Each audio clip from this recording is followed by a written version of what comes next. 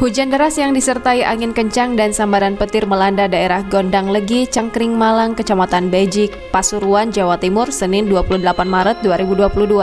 Tampak dalam rekaman memperlihatkan situasi mencekam yang direkam warga pun beredar luas dan viral di media sosial. Salah satunya diunggah oleh akun Instagram @terangmedia. Dalam video itu terlihat angin kencang menyapu kawasan setempat.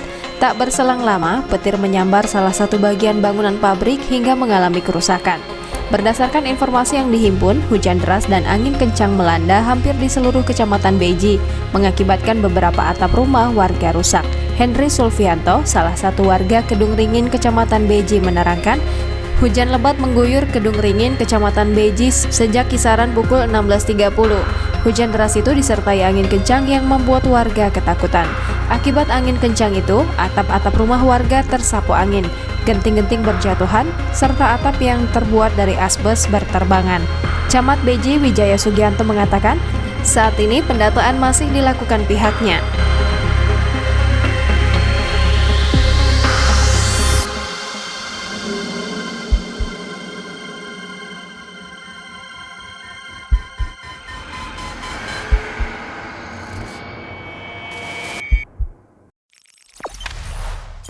Jangan lupa subscribe, share, komen, dan like ya!